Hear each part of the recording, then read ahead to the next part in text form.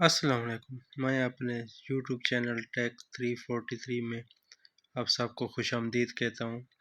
تو آج کی اس ویڈیو میں ہم اپنا ٹاپک جو ہے وہ پڑھیں گے reversible reaction and dynamic equilibrium. یہ کیمسٹری کلاس 10th کا ٹاپک ہے اور یہ پہلے چیپٹر کا ہی ٹاپک ہے 9.1 reversible reaction and dynamic equilibrium. ایک کیمیکل ریئیکشن جو اشیاء آپس میں ریئیکٹ کرتی ہیں انہیں ریئیکٹنٹس کہتے ہیں۔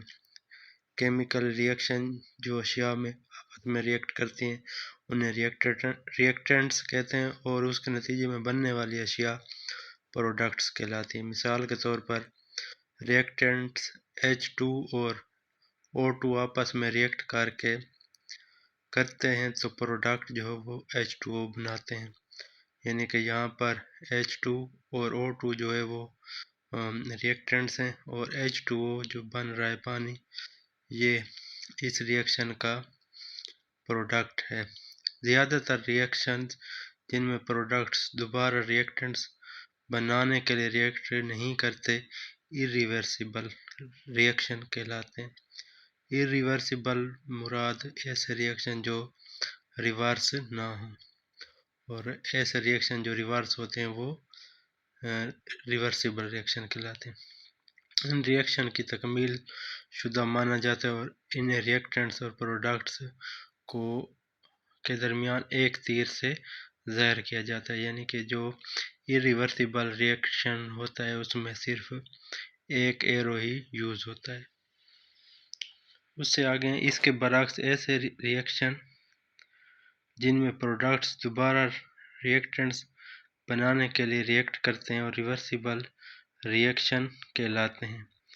یہ ریئیکشن تکمیل تک نہیں پہنچ پاتے، انہیں ریئیکٹنٹس اور پروڈکٹس کے درمیان دو تیروں سے ظاہر کیا جاتا ہے، پہلے والے کو ایک تیر سے اور اس کو دو تیر۔ یہ ریئیکشن دونوں سمتوں میں وقوع پذیر، یعنی یہ دو قسم کے ریئیکشن فارورڈ اور ریورسیبل پر مشتمل ہوتا ہے۔ اس طرح ریورسیبل ریئیکشن ایسا ریئیکشن ہے جس سے حالات کے ذریعے کسی بھی سمت چلایا جا سکتا ہے۔ ہائیڈروجن اور آیوڈین کے درمیان ریئیکشن کی وضاحت کرتے ہیں۔ چونکہ ریئیکٹنٹس میں ایک آیوڈین پرپل رنگ کا ہوتا ہے جبکہ پروڈکٹ ہائیڈروجن آیوڈائڈ بے رنگ ہوتا ہے، جس کی بنا پر ریئیکشن میں ہونے والی تبدیلیوں کا آسانی سے مشاہدہ کیا جا سکتا ہے۔ ایک بند فلاسک ہائیڈروجن آیوڈین کے بخارات کو گرم کرنے سے ہائیڈروجن آیوڈائڈ بنتا ہے۔ نتیجہ کے طور پر جیسے ہی آیوڈین بے رنگ ہائیڈروجن آیوڈائڈ بنانے کے لیے ریئیکٹ کرتی ہے تو اس کا پرپل رنگ ہلکا ہو جاتا ہے، جیسے کہ شکل نمبر 9.1 میں دکھایا گیا ہے۔ H2+I2 = 2HI۔ یہ فارورڈ ریئیکشن کہلاتا ہے۔ اس کے برعکس جب ہائیڈروجن آیوڈائڈ کو ایک بند فلاسک میں گرم کیا جاتا ہے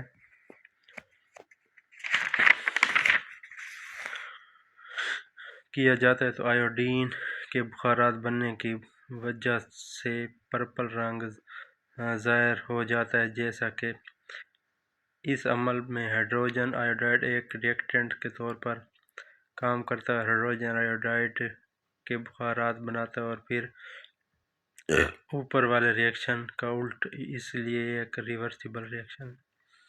جب ان دونوں ریئیکشن کو ایک ریورسیبل ریئیکشن کے طور پر یوں لکھا جا سکتا ہے: H2+I2 = 2HI۔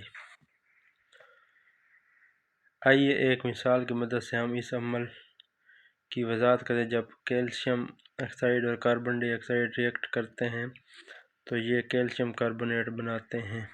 اس کے برعکس جب CaCO3 ایک کھلی فلاسک میں گرم کیا جاتا ہے تو یہ کیلشیم آکسائڈ کاربن ڈائی آکسائڈ میں تبدیل ہو جاتا ہے اور CO2 باہر خارج ہو جاتی ہے اور ریئیکشن مکمل ہو جاتا ہے۔ CaCO3 ریئیکشن کے بعد CaO کاربن مونو آکسائڈ اور کاربن ڈائی آکسائڈ۔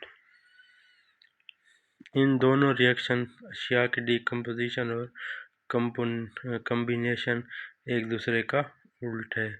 جب کیلشیم कार्बोनेट को एक बंद फ्लास्क में गर्म किया जाता है तो CO2 बाहर नहीं जा सकती।